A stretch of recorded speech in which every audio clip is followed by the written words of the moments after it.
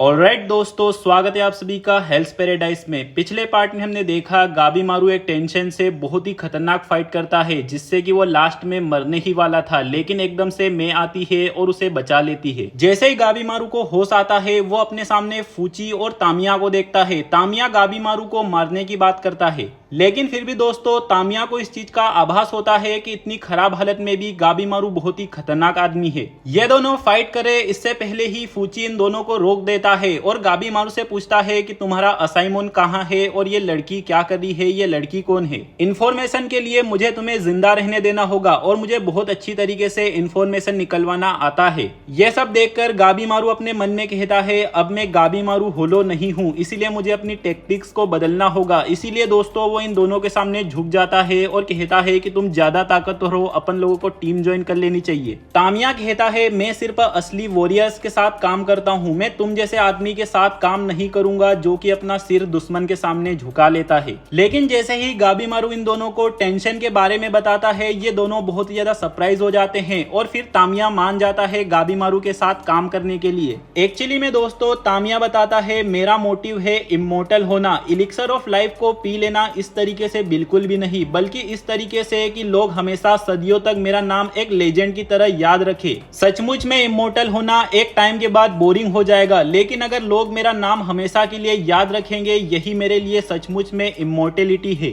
Actually में दोस्तों इस एनिमे के अंदर जो तामिया ने फिलहाल में बात कही है, यह सचमुच में मुझे काफी ज्यादा अच्छी लगी, क्योंकि यही एकदम पूरी तरीके से सच्चाई है। तामिया का इंटरेस्ट जाग जाता है टेंशन लोगों से फाइट करने के लिए और फूची का इंटरेस्ट जाग जाता है उनकी बॉडी को स्टडी करने के लिए। इसीलिए ये तीनों आपस में टीम ज्वाइन कर लेते हैं। और जैसे ही मे को होश आता है, गाबीमारू से देख के बहुत ही सरप्राइज हो जाता है, क्योंकि पहले मे बहुत ही छोटी थी, अब वो काफी ज्यादा बड़ी हो जाती है। अब मे थोड़ा थोड़ा बोलने लग जाती है, इसीलिए गाबीमारू उससे इलिक्सर ऑफ लाइफ के बारे में पूछने लग जाता है। तभी सीन शिफ्ट होता है और सेंटा कुछ फिगर आउट करता है। सेंटा होको से कहता है, तुमने पहले बताया था कि वो टेंशन डिसाइड करते हैं किसकी सोल वर्दी है होराई में आने के लिए, लेकिन मैं पूरी तरीके से श्योर हूँ कि ये सब जो चल रहा है, ये सब कोई गॉड की असली जगह नहीं है। इस आइलैंड पे जो कुछ भी चल रहा है वो किसी इंसान ने ही बनाया है, और तुम जो रिलीजियस बातों के बारे में बोलते रहते हो, वो बातें अलग अलग धर्मों से ली गई है, जो कि एक साथ बिल्कुल भी नहीं बैठती। मैं सिर्फ अपनी थ्योरी दे रहा हूँ, जिसके हिसाब से यहाँ पर जो कुछ भी चल रहा है वो किसी की प्लानिंग है, उसी के हिसाब से। युजु कहती है, जो कुछ तुम कह रहे हो अगर वो सच है, और अगर अपन 1000 साल से जो इंसान प्लानिंग कर रहा है उसके खिलाफ जा रहे हैं, तो बहुत ही ज्यादा मुश्किल आने वाली है। और मुझे तो लगता है कि गाबीमारू और वो लड़की अभी तक मारी जा चुकी होगी। लेकिन दोस्तों सागिरी को विश्वास होता है, वो कहती है, मैं गारंटी लेती हूँ गाबीमारू नहीं मरा होगा।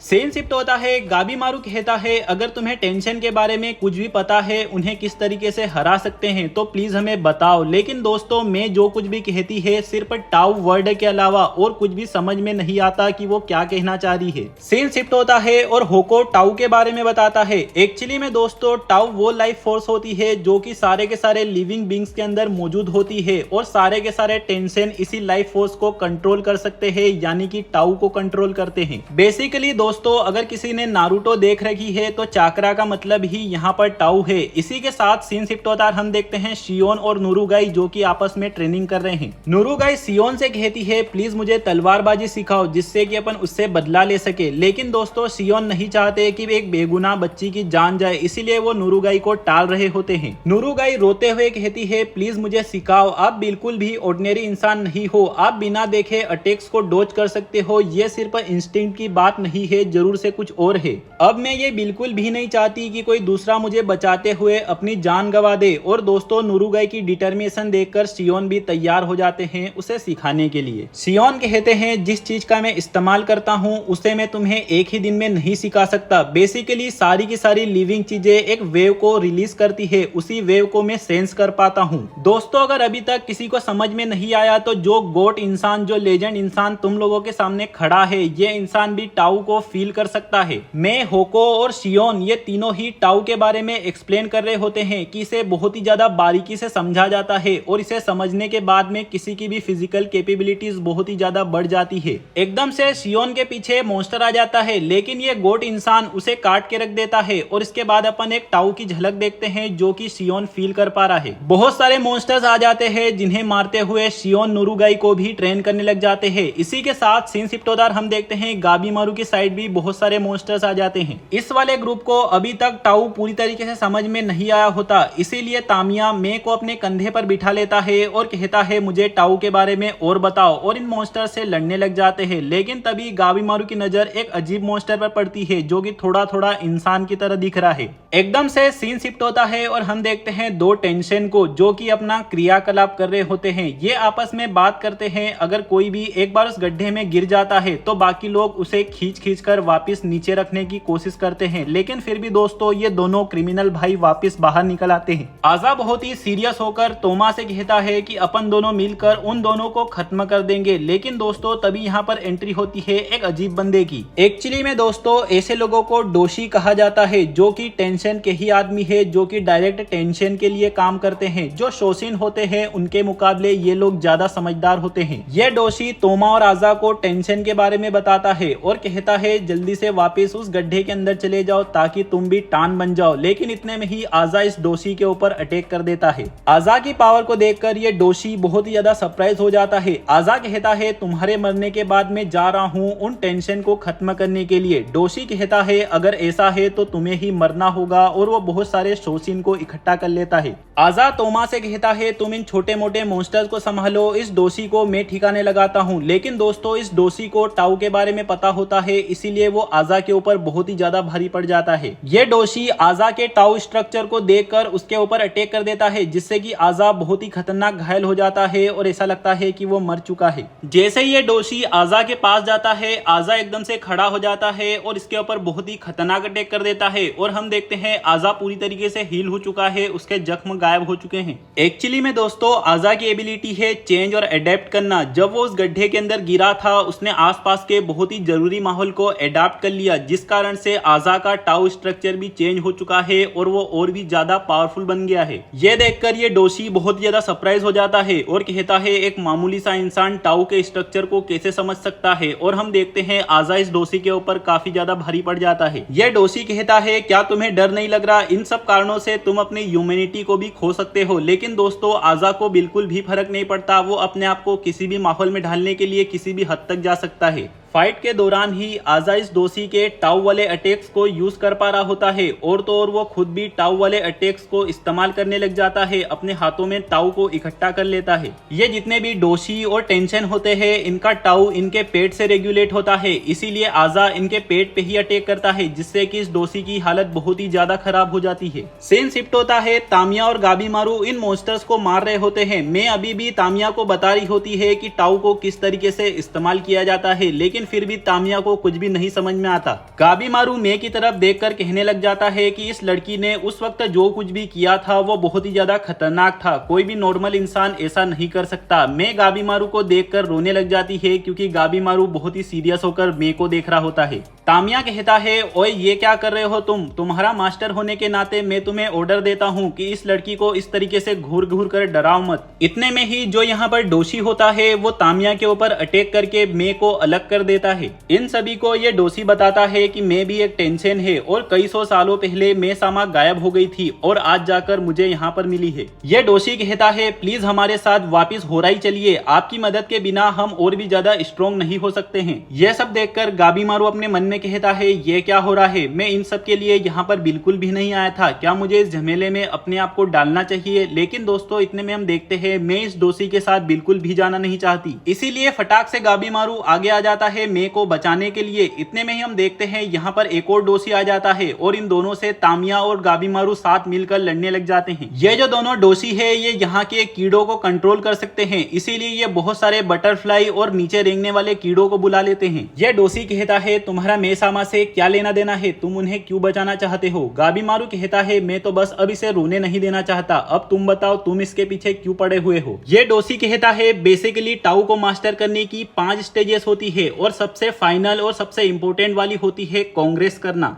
एक्चुअली में दोस्तों कांग्रेस का मतलब वही क्रियाकलाप है जो कि ये टेंशन आपस में करते रहते हैं, क्योंकि जो मेल और फीमेल बॉडी है वो यिन और यांग को पजेस करती है, जो कि टाउ को रिफाइन करने में बहुत ही ज्यादा इंपॉर्टेंट होता है। ये लोग ऐसा हजारों सालों से करते हुए आ रहे हैं और ऐसा करने से ये बहुत ही तेजी से स्ट्रॉन्ग बनते हैं। इसी काम को करने के लिए जो टेंशन होते हैं उनके पास यिन और यांग दोनों प्रेजेंट होते हैं, क्योंकि वो कभी भी मेल और फीमेल में अपने आप को स्विच कर सकते हैं। लेकिन ये सब करने के लिए टेंशन को फिर भी पार्टनर की जरूरत पड़ती है, क्योंकि वो एक टाइम पे एक ही जेंडर को मेंटेन करते हैं। और यहाँ पर सबसे ज्यादा डिस्टर्बिंग बात ये होती है कि इन लोगों को मे की जरूरत इसीलिए है क्योंकि ये लोग मे के साथ भी ऐसा ही करना चाहते हैं। जो मे है इसका टाउ काफी ज्यादा रिफाइन है और ये सिर्फ फीमेल बॉडी को पजेस करती है, यानी कि ये सिर्फ यिन है। मे बाकी टेंशन के कंपैरिजन में थोड़ी सी नीचे आती है, क्योंकि ये हमेशा सिर्फ फीमेल बॉडी में ही रह सकती है। इसी कारण से जो टेंशन का लीडर होता है जिसका नाम रियन है, वो मे को दो ऑप्शन देता है, या तो किसी डॉग की तरह होराई से बाहर निकल जाए और अपनी लाइफ को डॉग की तरह जिए, या फिर इन लोगों की ट्रेनिंग में हमेशा मदद करती रहे।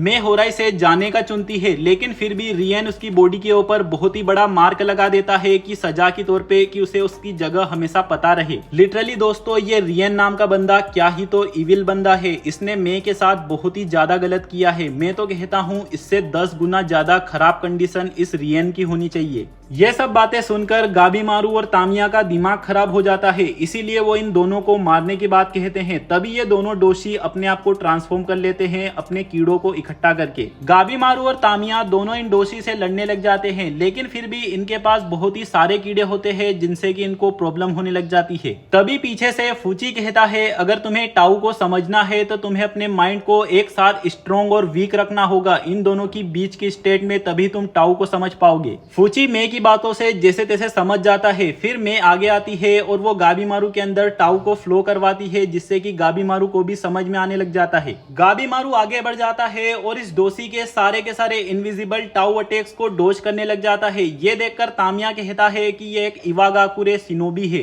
मैंने सुना है पहले से ही ये लोग सुपरनेचुरल पावर्स को यूज करते हैं, एकदम टाउ से मिलती जुलती। गाबीमारू इन दोनों ही डोसी को 2 से 3 अटैक में ही हरा देता है। ये देखकर ये दोनों ही डोसी बहुत ही ज्यादा शॉक हो जाते हैं, ये इंसान ऐसा कैसे कर सकता है। ये दोनों डोसी यहाँ से भागने की फिराक में होते हैं, लेकिन तामिया और गाबीमारू इन दोनों को खत्म कर देते हैं। और इसी के साथ सीन शिफ्ट होता हम देखते हैं सागिरी वाला ग्रुप पहुंच चुका है होराई के अंदर। यहाँ पर एक टेंशन मौजूद होता है जो कि इन लोगों को देखते के साथ ही होको को खत्म कर देता है। ये देखकर युजु भागने का ट्राई करती है, लेकिन ये टेंशन काफी तेज होता है और वो युजु को पकड़ लेता है। होको सिर कटने के बाद भी जिंदा होता है और कहता है ये एक टेंशन है जिसका नाम है मुडान। सेंटा कहता है होको तुम जिंदा हो, मुझे तो लगा कि तुम मर चुके हो। होको कहता है कोई बात नहीं, वैसे भी मुझे होराई के अंदर जगह मिल चुकी है, मुझे इस चीज की बहुत ही ज्यादा खुशी है। यह सुनकर मुडान होको से कहता है ये जो तुमने सुना है सोल्स को होराई के अंदर जगह मिलना, ये पूरी तरीके से एक झूठ है। यह सब हमारे मास्टर का प्लान है। तुम जैसे जितने भी लोग हो एक एक्सपेरिमेंट के हिस्से के अलावा और कुछ भी नहीं हो।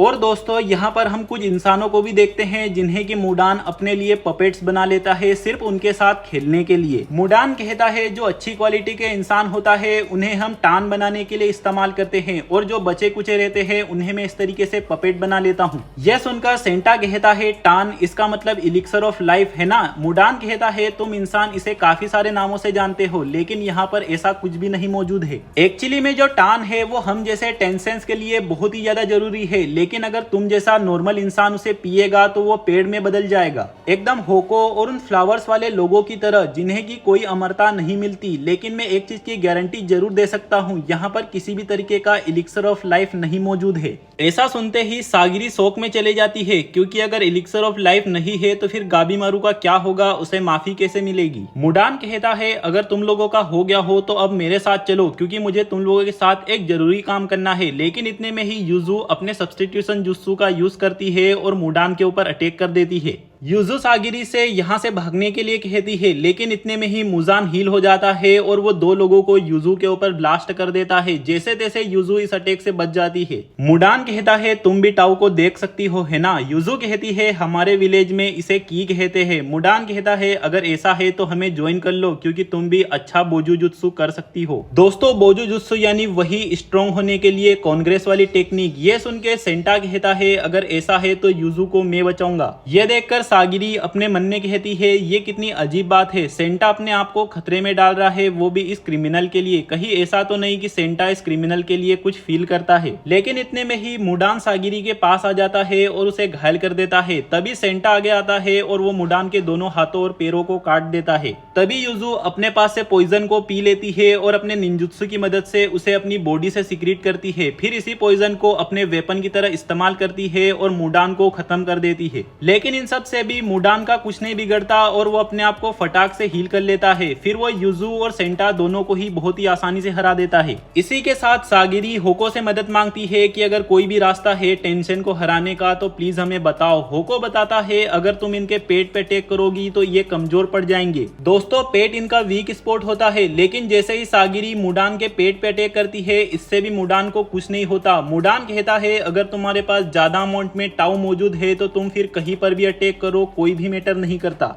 यह सिनोबी गर्ल स्पेशल है क्योंकि इसे टाउ के बारे में पता है, लेकिन तुम दोनों बेकार हो, किसी काम के नहीं हो। इतने में ही दोस्तों जो सागिरी होती है वो मुडान के ऊपर एक सरप्राइजिंग बहुत ही खतरनाक अटैक कर देती है और इस अटैक के कारण मुडान अपने आप को हील भी नहीं कर पा रहा होता। सागिरी बताती है जैसे ही ये मेरे पास आया मैंने इसके अंदर से एक स्ट्रेंज ओरा को फील किया। इसी तरीके का ओरा मैंने गाबीमारू के अंदर भी फील किया था और इस ओरा को मैं अपनी स्वार्ड की मदद से काट सकती हूँ। मुडान कहता है तुम्हारा टाउ बहुत ही खतरनाक है, ये मेरे लिए पॉइजन की तरह काम कर रहा है। मैं ये जानने के लिए बहुत ही ज्यादा उत्सुक हूँ कि तुम्हारे अंदर से किस तरीके का टान जनरेट होगा। सागिरी अपनी ब्रीदिंग टेक्निक की मदद से अपने टाउ को कंट्रोल करने लग जाती है। इसी के साथ मुडान के खिलाफ ये तीनों एक साथ अपने कॉम्बिनेशन में लड़ने लग जाते हैं। ये तीनों मिलकर अपने कॉम्बिनेशन अटैक इस्तेमाल करते हैं जिससे कि ये मुडान के ऊपर भारी पड़ जाते हैं और उसके सारे हाथों पैरों को काट देते हैं। लेकिन इतने में ही हम देखते हैं मुडान हवा में उड़ने लग जाता है अपने टाउ की मदद से और वहीं से बहुत सारे अटैक इन तीनों के ऊपर करने लग जाता है जिससे कि सागिरी की हालत खराब हो जाती है। तभी युजू सागिरी को चीयर अप करती है और उसे अपना प्लान बताती है। युजू बाहर निकल आती है और अपने निंजुत्सु की मदद से मुडान को पकड़ लेती है। मुडान काफी सारे अटैक कर देता है युजू के ऊपर, लेकिन फिर भी युजू अपनी पकड़ नहीं छोड़ती और मुडान को भाई साहब क्या ही तो नीचे गिराती है। फटाक से सेंटा अटैक करके मुडान को पीछे से पकड़ लेता है। तभी सागिरी आगे बढ़ जाती है मुडान की ओर और भाई साहब क्या ही तो वो मुडान का पेट काट के रख देती है। सागिरी के इस अटैक के कारण मुडान का खेल खत्म हो जाता है। इससे युजू बहुत ही ज्यादा खुश होने लग जाती है। सेंटा कहता है ये मॉन्स्टर बहुत ही ज्यादा खतरनाक था, मुझे तो विश्वास ही नहीं होता कि ऐसे 6 और भी है।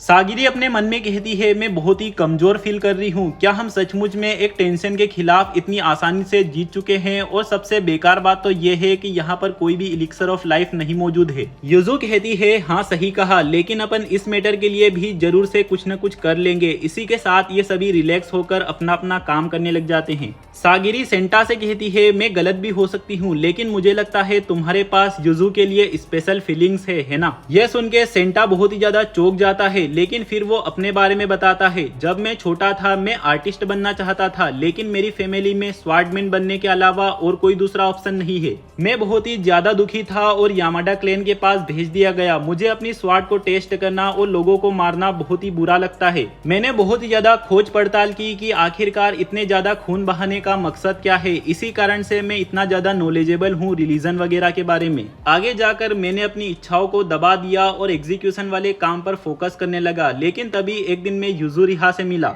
जब से मैं युजू से मिला हूँ वो हर बार मेरे अंदर देख लेती है कि मेरे अंदर क्या चल रहा है। वो काफी ज्यादा फ्री है और हमेशा वही करती है जो कि वो करना चाहती है। बस इसी चीज से मुझे बहुत ही ज्यादा जलन है क्योंकि मैं खुद ऐसा कभी नहीं कर पाया हूँ। सेंटा को लगता है सागिरी उसे नहीं समझ पाएगी, लेकिन दोस्तों सागिरी पूरी तरीके से सेंटा को समझ जाती है और कहती है क्यों ना अपन यहाँ पर जितने भी लोग आए हैं सभी को प्रोटेक्ट करे। सीन शिफ्ट होता है और हम देखते हैं गाबीमारू और तामिया ने सभी कीड़ों को भी ठिकाने लगा दिया है, लेकिन इतने में ही लास्ट में गाबीमारू बेहोश हो जाता है। इधर युजू इन दोनों से कहती है क्या ये मुझे ही लग रहा है या फिर यहाँ पर बहुत सारे फ्लावर्स आ गए हैं? तभी इन फ्लावर्स में से एक फ्लावर युजू के ऊपर अटैक कर देता है। एकदम से सेंटा बीच में आ जाता है और ये अटैक खुद पे ले लेता है। सेंटा अपने अंदर ही अंदर कहता है ये किलर है और ये गुनहगार है, लेकिन फिर भी इसी के कारण से मैं अपने अंदर जान पाया हूँ कि आखिरकार मैं क्या हूँ। मैं इसके कभी भी करीब नहीं जा सकता, लेकिन फिर भी अगर मैं इसकी साइड पे रहूंगा और हमेशा इसे ड्रॉ करता रहूं, यही मेरे लिए बहुत ही ज्यादा और काफी है। मैं इसे बार बार और लगातार हमेशा ड्रॉ करता रहूंगा। और इसी के साथ दोस्तों हम देखते हैं बेचारे सेंटा का भी काम खत्म हो चुका है। दोस्तों मुझे लगा नहीं था कि इतना ज्यादा भावनाओं में बहना पड़ेगा, लेकिन मैं एक ही बात कह सकता हूँ, सेंटा भी एक ट्रू गॉड है, एक रियल आदमी है। ये जो टेंशन है ये भी अपने आप को पूरी तरीके से पिछले वाले टेंशन की तरफ फ्लावर में चेंज कर लेता है, ट्रांसफॉर्म कर लेता है। सागिरी ये नजारा देखकर बहुत ही ज्यादा घबरा जाती है और युजू से पूछती है कि अब अपन क्या करें। युजू कहती है फिर भी अपन को कोशिश तो करनी होगी, लेकिन दोस्तों युजू की आवाज में और एक्सप्रेशन में ये क्लियर है कि युजू को भी पता है अब ये लोग मरने वाले हैं। मुडान अपने बहुत सारे फ्लावर्स से इन दोनों के ऊपर अटैक कर देता है, लेकिन भाई साहब एकदम लास्ट एंड मूवमेंट पे यहाँ पर एंट्री होती है अपने शियोन गॉड की, जो कि इसके सारे अटैक्स को काट के रख देता है। शियोन कहते हैं नुरुगाई फटाक से सेंटा के ऊपर से इन फ्लावर्स और जड़ों को तोड़ दो, जिससे कि ट्रांसफॉर्मेशन की प्रोसेस धीरे हो जाएगी और बाकी का मैं यहाँ पर संभाल लेता हूँ, तुम इन सभी को लेकर यहाँ से भागो। शियोन अपने मन में कहते हैं ये सेम फीलिंग है, इसमें कोई डाउट नहीं है, ये उसी तरीके का क्रीचर है जिसने की टेंजा को खत्म किया है। जब से मैं यहाँ पर आया हूँ मैंने काफी सारे मॉन्स्टर्स को खत्म किया है और इनकी वेव को काटने से इन्हें खत्म किया जा सकता है। इसी के साथ मुडान अटैक कर देता है, लेकिन दोस्तों क्या ही तो शियोन इन सभी को काटता है। इस और सेंटा की हालत बहुत ही ज्यादा खराब हो रही होती है। दोस्तों मेरे को तो ऐसा लगा था सेंटा का खेल खत्म हो चुका है, होको के पास भी इस चीज का कोई इलाज नहीं है, उसे भी कुछ नहीं पता। तभी युजू अपने पास से किसी तरीके की मेडिसिन सेंटा को पिलाती है, जिससे कि सेंटा की ब्लीडिंग रुकने के चांसेस है। इस और शियोन की बैटल मुडान के साथ बहुत ही खतरनाक तरीके से चल रही होती है। मुडान काफी सारे अटैक करता है, लेकिन शियोन सभी से बच रहा होता है और साथ ही साथ अपने भी अटैक किए जा रहा होता है। शियोन मुडान के अंदर अपनी तलवार घुसा देते हैं, फिर उसे इतनी जोर की किक मारते हैं। ये देखकर युजू कहती है ये कितने ज्यादा अमेजिंग है। सागिरी कहती है मुडान अपने आप को हील नहीं कर पा रहा है, शियोन की ब्लेड भी मुडान के ऊपर डैमेज कर पा रही है। लेकिन इतने में ही हम देखते हैं फाइट के दौरान जो छोटे मोटे घाव शियोन को लगे होते हैं उनमें से ही फ्लावर्स खिलने लग जाते हैं। ये देखकर नुरुगाई बहुत ही घबरा जाती है, लेकिन शियोन उनको फटाक से तोड़ देते हैं। शियोन की हालत खराब होने लग जाती है। मुडान हंसने लग जाता है। शियोन कहते हैं मैं यहाँ पर मरने नहीं वाला, लेकिन अगर तुम्हें हराते हुए मेरी जान भी चली गई तो भी मुझे मंजूर है। सागिरी कहती है मुझे उनकी मदद करनी होगी, अगर अपन लोग मिलके उनको एक ओपनिंग दिला देते हैं तो भी काफी होगा। ये सुन के युजू मना कर देती है कि मैं बहुत ही ज्यादा थक चुकी हूँ, मैं कुछ नहीं कर पाऊंगी। इतने में नुरुगाई युजू को कस के गले लगा लेती है। युजू कहती है ओए ये क्या कर रही हो तुम। नुरुगाई अपने मन में कहती है ये काम क्यों नहीं कर रहा। सागिरी की भी हालत खराब होती है और जैसे ही नुरुगाई सागिरी को गले लगाती है हम देखते हैं सागिरी का स्टेमिना थोड़ा सा रिकवर हो जाता है। एक्चुअली में दोस्तों जितने भी लिविंग बींग होते हैं उनका टाउ एक दूसरे से अलग होता है और नुरुगाई के पास ये पावर होती है कि वो अपने टाउ की मदद से किसी का भी स्टेमिना रिकवर करवा सकती है। सागिरी और नुरुगाई मदद करने के लिए आगे आ जाती है और हम देखते हैं इन दोनों की बॉडी के ऊपर युजू का पॉइजन होता है, जिस कारण से ये फ्लावर्स का पॉइजन इन लोगों के ऊपर काम नहीं करेगा। एकदम से ये फ्लावर नुरुगाई के ऊपर अटैक कर देता है, लेकिन हम देखते हैं नुरुगाई की ट्रेनिंग बहुत ही ज्यादा कमाल की होती है, वो बहुत ज्यादा तेज होती है और सारे अटैक्स से बच जाती है। मुडान सागिरी के ऊपर भी अटैक करता है, लेकिन सागिरी उसके सारे फ्लावर्स को काटने लग जाती है। ये देखकर शियोन अपने मन में कहते हैं ये कितनी ज्यादा इंप्रूव हो चुकी है। सागिरी शियोन को पहले ही बता देती है कि इनका पेट इनका वीक स्पॉट है, इसीलिए शियोन आगे बढ़ते हैं और इसके सारे फ्लावर्स को काट देते हैं। अब मुडान अपने पैरों का इस्तेमाल करने लग जाता है अटैक करने के लिए, लेकिन शियोन इसके दोनों पैरों को भी काट देते हैं। भाई साहब ट्रू लेजेंड बंदा है ये। शियोन अपने मन में कहते हैं मेरा स्टूडेंट मेरी आंखों के सामने मारा गया और मुझे अपनी जान बचाकर भागना पड़ा। अगर मैं इस मॉन्स्टर को खत्म नहीं कर पाता हूँ मेरे मरने से पहले तो मैं अपने आप को कभी माफ नहीं कर पाऊंगा। शियोन मुडान की मेन बॉडी के पास पहुंच जाते हैं और अपने सारे के सारे टाउ को इकट्ठा कर लेते हैं फाइनल अटैक के लिए, लेकिन वो नोटिस करते हैं सागिरी ने तो बताया है कि इनका पेट इनका वीक पॉइंट है, लेकिन यहाँ पर तो कोई वेव फील ही नहीं हो रही है। तभी हम नीचे देखते हैं सेंटा आ जाता है और वो चिल्लाकर कहता है कि ये एक फ्लावर है, इसकी कमजोरी इसके पेटल्स के बीच वाले हिस्से में है। शियोन सक्सेसफुली अपना खतरनाक अटैक इसके पेटल के बीच वाले हिस्से में कर देते हैं। तभी उसके अंदर से मुडान निकलता है और वो शियोन को देख कर कहता है यह इंसान अपनी खुद की जान गंवाने के लिए तैयार हो गया, यह इंसान कितना ज्यादा परफेक्ट बीइंग है। और इसी के साथ दोस्तों मुडान का काम खत्म हो जाता है। मरने से पहले मुडान कहता है ये कितना ज्यादा परफेक्ट इफेक्ट है, यिन और यांग है। मैंने 1000 सालों तक इंतजार किया, इसीलिए थैंक यू। और इसी के साथ इसका खेल तमाम हो जाता है। इतने में ही युजू कहती है अब सेंटा के पास बिल्कुल भी टाइम नहीं बचा है। युजू के पास एक डोज बचा होता है, लेकिन वो उसे शियोन के ऊपर लगाने के लिए कहती है, क्योंकि युजू को अंदाजा होता है कि डोज लगने के बाद भी सेंटा नहीं बच सकता। युजू सेंटा से कहती है कि तुम अपने सारे जॉब और अपनी सारे प्राइड को भूल जाओ, तुम सिर्फ एक चीज को याद करो कि तुम किस चीज को सबसे ज्यादा पसंद करते हो, बाकी सारी चीजों को बह जाने दो। और हम देखते हैं दोस्तों, सेंटा अपने लास्ट मोमेंट में भी सिर्फ युजू को ही याद कर जाता है और इसी के साथ बेचारा खत्म हो जाता है। सीन शिफ्ट होता है और हम देखते हैं गाबीमारू अपनी आंखें एक गुफा के अंदर खोलता है और यहाँ पर उसे कुछ भी याद नहीं आ रहा होता है कि क्या हुआ है। सागिरी और ये सभी लोग आगे बढ़ते जाते हैं और एक ऐसी जगह पर पहुंच जाते हैं और ये लोग डिसाइड करते हैं यहाँ पर आराम करने का। शियोन कहते हैं अपन लोग टाउ का इस्तेमाल तो कर पा रहे हैं, लेकिन कोई भी नहीं बता सकता कि अपनी बॉडी के ऊपर इसका किस तरीके से हार्मफुल इफेक्ट दिख सकता है, फिजिकली या फिर मेंटली। हो सकता है किसी की कॉन्शियसनेस या फिर यादें भी गायब हो जाए। युजू कहती है लेकिन इससे भी बड़ी प्रॉब्लम है, कोई भी इलिक्सर ऑफ लाइफ मौजूद ही नहीं होता। सागिरी कहती है गाबीमारू के विलेज का चीफ इमोर्टल है, यानी कि भले ही यहाँ पर नहीं लेकिन दूसरी जगह पर इलिक्सर ऑफ लाइफ मौजूद हो सकता है। यह सुन के युजू कहती है लेकिन शायद से ये किसी तरीके की ट्रिक या फिर इल्यूजन भी हो सकता है, क्योंकि हम सिनोबिस के अंदर बच्चों को ऐसा कुछ भी सुपरनेचुरल दिखा दिया जाता है जिससे कि वो कभी भी अपने लीडर के खिलाफ जाने के बारे में नहीं सोचते। मेरे विलेज में तो बिल्कुल ऐसा होता है और हम में से कुछ चुनिंदा टॉप रैंक वालों को ही इस बारे में पता होता है। और सागिरी, मेरे पास गाबीमारू की स्टोरी के लिए भी कुछ सवाल है। तुमने बताया है कि वो अपनी वाइफ के पास किसी भी हालत में वापस जाना चाहता है, लेकिन ये बात बहुत ही अजीब है। बेसिकली हम सिनोबिस अपने लीडर के सिर पर प्यादे होते हैं, आखिरकार क्यों ही कोई चीफ अपनी डॉटर की शादी ऐसे सिनोबी से करवाएगा। एक बार तुम भी ध्यान से सोचो, सिर्फ डर के बिहाफ पे हर काम नहीं कराया जा सकता, इसीलिए स्ट्रॉन्ग मोटिवेशन दे दी जाती है सुसाइड मिशंस को करवाने के लिए। सागिरी कहती है आखिरकार तुम कहना क्या चाहती हो। युजू कहती है गाबीमारू की कोई वाइफ होना, ये बात मेरे लिए पूरी तरीके से शक वाली है। हो सकता है गाबीमारू की वाइफ भी गाबीमारू के लिए पूरी तरीके से एक चीफ का इल्यूजन है। इसी के साथ सीन शिफ्ट होता है और गाबीमारू को कुछ भी याद नहीं आ रहा होता। वो अपने मन में कहता है आखिरकार ये लोग कौन है, क्या ये मेरे दुश्मन है। एक चीज तो श्योर है, मैं इवागाकुरे सोल्जर हूँ और मेरा नाम गाबीमारू द होलो है। गाबीमारू को देखकर मैं फिर से डरने लग जाती है कि जरूर से कुछ न कुछ तो गड़बड़ है। सीन शिफ्ट होता है, हम देखते हैं सागिरी गाबीमारू के लिए ही बहुत ही ज्यादा परेशान होती है। तभी यहाँ पर शियोन आते हैं। सागिरी कहती है अभी तो सिर्फ तीसरी रात है और अपन लोग कितना कुछ खो चुके हैं, और यहाँ पर दूसरी ओर गाबीमारू। शियोन कहते हैं तुम गाबीमारू के लिए बहुत ही स्ट्रॉन्ग फील कर रही हो, कहीं तुम उससे लव वव तो नहीं करती। सागिरी कहती है नहीं, ऐसी बात नहीं है।